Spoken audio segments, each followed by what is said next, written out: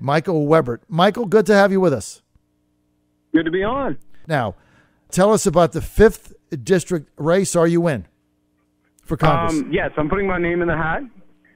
Primary reasons being is because of the success that we've had in the House of Delegates. We just passed some major regulatory reform legislation, as well as in regards to our Second Amendment. We've been a staunch protector of the Second Amendment. I carried the House version of the concealed carry reciprocity as well as the single ID.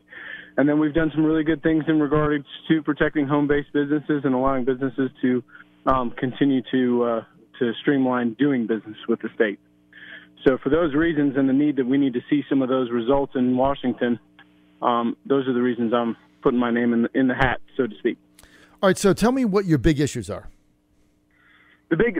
Currently, right now, we've been standing strong against Medicaid expansion. The other issue is the Second Amendment. I'm a staunch defender of the Second Amendment.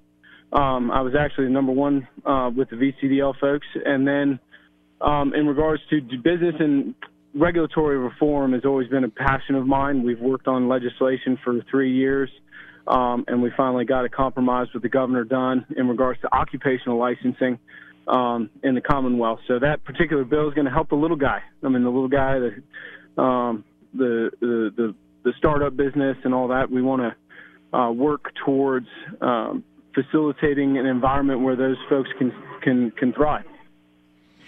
All right, now, Michael, tell us about your House of Delegates district and what percentage of the 5th district that encompasses.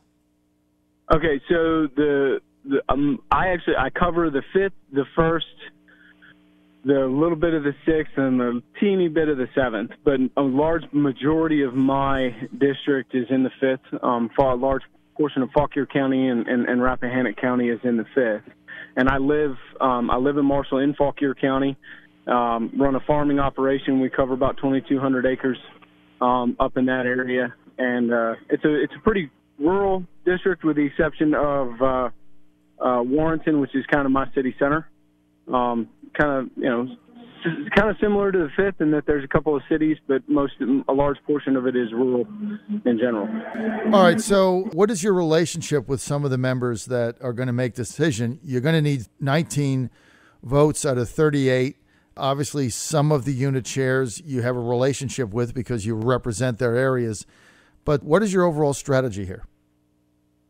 Making phone calls and pitching our message, pitching what we plan on doing, and running on the effective leadership that we've been able to provide in the House of Delegates. We've been not only effective in regards to furthering conservative legislation, but we've been able to do it with Democrat governors and been staunch supporters of the Second Amendment, but also when it comes to business, when it comes to free markets, when it comes to much of the conservative principles that I represent, we've been able to continuously push legislation to the point to find compromise so that we can make Virginia a better place to do business.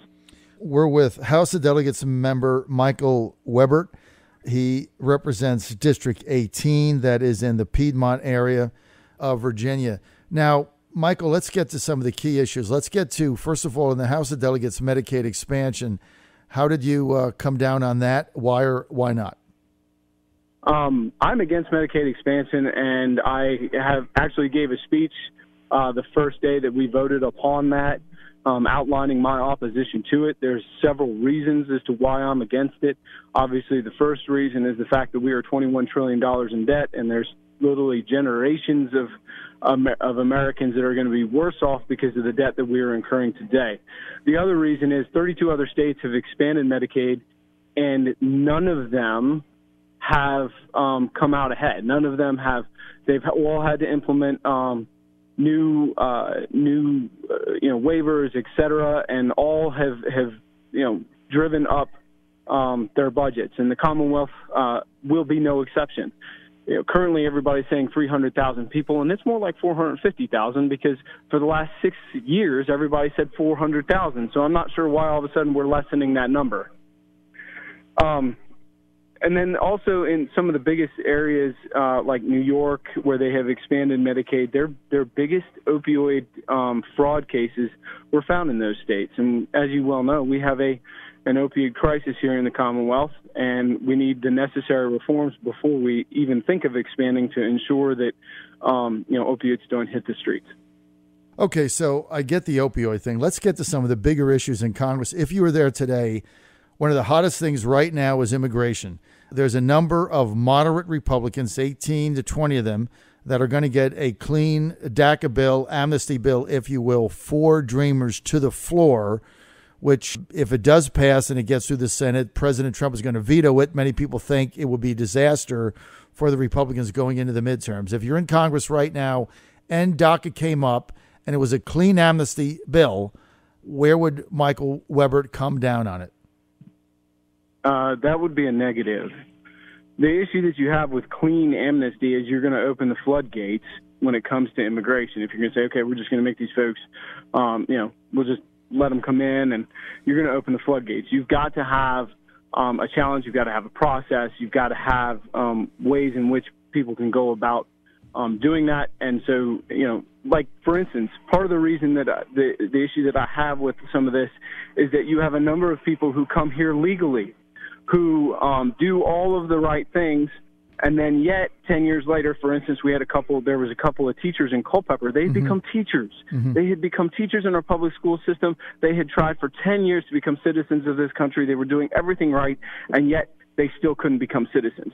Those are the folks that we need to take care of. That's the process that we need to go forward and work towards, because if they're doing it right, then they should be able to become citizens of this great country of ours. And if they don't, then we need to ensure that the process that we have, favors those that come here and do everything right and do things legally. All right, we're with Michael Webert. He is a House of Delegates member, Republican from the Piedmont area. He is running for Congress in the 5th District. This is going to be decided in about 2 weeks by 38 people. They will decide. 19 of them are going to have to agree on one of these candidates. That candidate is going to be the nominee. Just got a text here from Wanda in, let me see if I can say this county the right way, Fauquier. Is that right? It's Fauquier. I'm close. Yep. I'm close. Named Fauquier. After Governor Fauquier, who was the governor. I know. I can't say it. I have a mental Commonwealth. block with that one county. I hate when I have to get anybody on from there, so I always say the Piedmont. So that's been good enough for me. Wanda in Fauquier County says that Delegate Michael Webert is a ever-Trumper. True or false?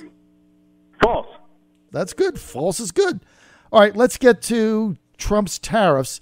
He's just announcing another major levy of tariffs on Chinese companies, basically not going forward with the deal that Treasury Secretary Steve Mnuchin was trying to make.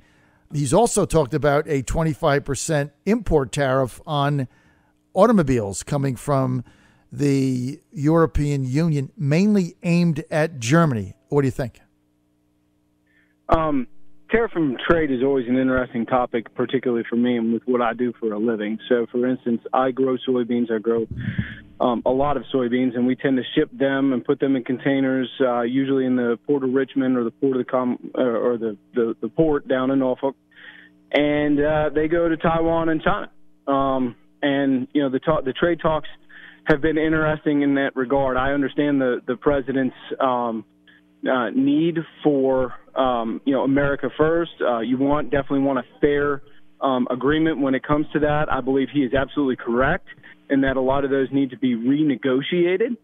So I completely understand that. I tend to lean libertarian, so I tend to like free trade, but we've been in trade agreements for decades, and it's one of those things where we need to renegotiate some of these to ensure that our base industries, for instance, in the Commonwealth, agriculture is one of those that comes to the forefront. Michael, have you made a decision? Have you backed anybody for the Republican nomination in the upcoming U.S. Senate race? In the U.S. Senate race, yes. I have backed my colleague, Nick Freitas.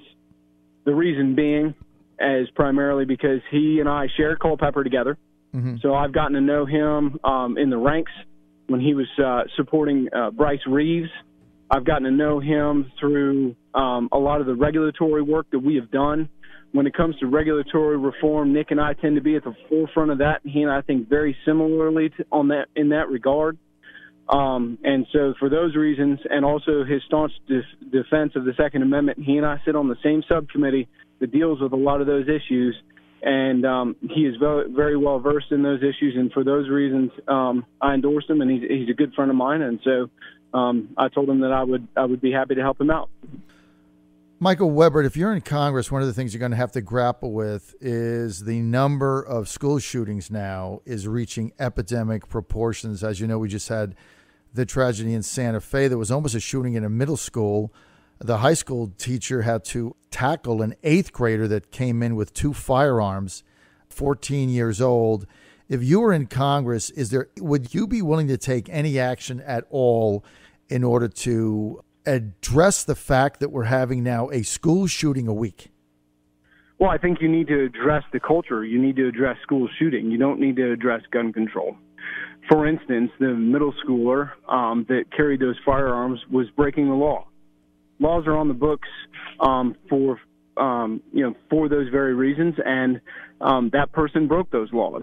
We as a country need to look at things and say, how are we as a country addressing it? So, for instance, if you look at today's youth, if you look at from basically when I was in school, after I was done with high school and college, a lot of what we see now is a lot of things can be solved almost instantaneously, and when they're not, folks are not, equipped to deal with that. I think we as a society need to work harder to equip our young people with the ability to deal with the way life is in general, that not everything's going to go your way, and that it's okay. You will be fine. I think when it comes to, for instance, gun control, none of the bills that I have seen that have come before the subcommittee that I sit on in the House of Delegates are anything that would have solved the issue aside from confiscation. And that is a direct assault to the Second Amendment. And so we need to work on our school safety. For instance, in the Commonwealth, a lot of our schools, we've done 2343, which is a grant school funding that allows our schools to utilize dollars in order to harden school safety, from buzzers to cameras to trying to bulletproof doors.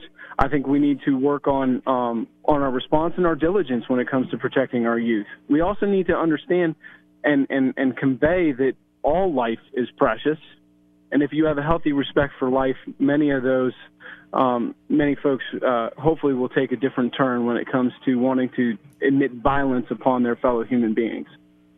All right, Michael, we're out of time. We're going to have you back. Michael Webert, House of Delegates member, Republican, 18th District. That's the Piedmont area of Virginia. He's running for Congress in the 5th District. Here are the candidates in: Martha Bonetta, Danville Riggleman, Michael Webert, Del Russo, Rob Bell could be, Bill Stanley on the fence, Jim McKelvey. He's in. He's coming up 9:35. What a field. John Fredericks Radio Network.